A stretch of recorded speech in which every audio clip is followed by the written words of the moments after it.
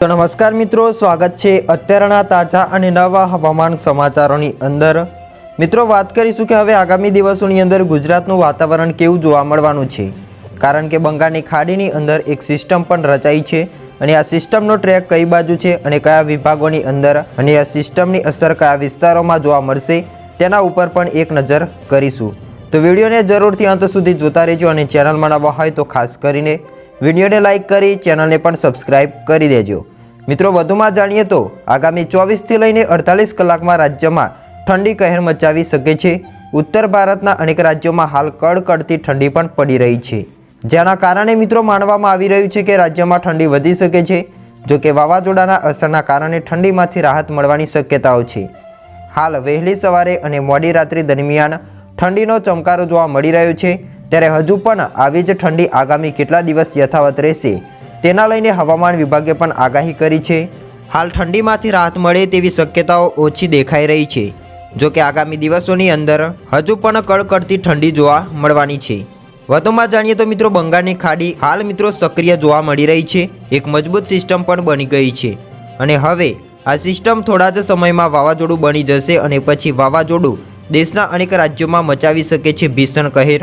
હવામાન વિભાગની આગાહી જોઈએ તો 26મી તારીખે આ વાવાઝોડું તમિલનાડુના લાગુના વિસ્તારો અથવા આંધ્રપ્રદેશના તટ પર ત્રાટકી શકે છે। હવે મિત્રો વાત કરીશું કે આ વાવાઝોડાનું નામ શું આપવામાં આવ્યું છે, જેમાં સેનિયર નામના શક્તિ વાવાઝોડું છે એ ચક્રવાતમાં પરિવર્તિત થઈ શકે છે। બંગાળની ખાડીમાં રચાયેલી સિસ્ટમ 24 નવેમ્બર એટલે કે આજે ડિપ્રેશનની અંદર પરિવર્તિત થવાની છે અને આ સિસ્ટમને સેનિયર નામના શક્તિશાળી ચક્રવાતમાં પરિવર્તન થાય તેવી શક્યતાઓ છે।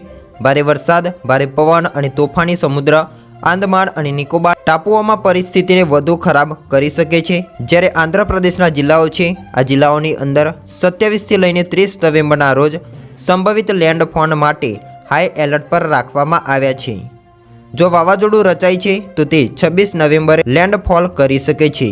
હવામાન શાસ્ત્રીઓ પણ કહી રહ્યા છે કે વાવાઝોડા વિશે ચોક્કસ માહિતી ત્યારે જ મળે જ્યારે સિસ્ટમ 24 નવેમ્બરની આસપાસ ડિપ્રેશન અથવા ડીપ ડિપ્રેશનના સ્તરે પહોંચે છે તો તે રચાય છે। તો તે આ સિઝનમાં બંગાળની ખાડીમાં બીજું ચક્રવાતી તોફાન હશે।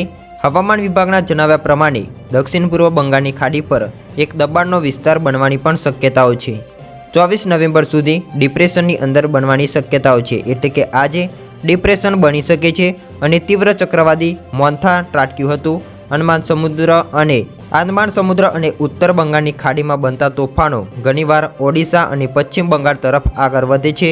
જો કે હાલમાં જે સિસ્ટમ રચાઈ છે તે વિષુવવૃત્તની ખૂબ જ નજીક છે, જેના કારણે તમિલનાડુ અને આંધ્રપ્રદેશ તરફ વળે તેવી વધુ શક્યતાઓ દેખાઈ રહી છે। બીજી તરફ મિત્રો નવેમ્બરના છેલ્લા અઠવાડિયામાં દેશભરમાં ઠંડીનો માહોલ છવાઈ ગયો છે। ઉત્તર ભારતના મેદાની વિસ્તારોમાં તાપમાન સતત ઘટી રહ્યું છે, જ્યારે મિત્રો દક્ષિણ ભારતના મેદાની વિસ્તારોમાં તાપમાન સતત ઘટી રહ્યું છે। જ્યારે દક્ષિણના અનેક રાજ્યોમાં વરસાદની પણ આગાહી છે। ભારતીય હવામાન વિભાગે રાજધાની દિલ્હી ઉપરાંત ઉત્તર પ્રદેશ અને બિહાર સહિત અનેક રાજ્યોમાં કાતિલ ઠંડી માટેનું એલર્ટ પણ જાહેર કર્યું છે।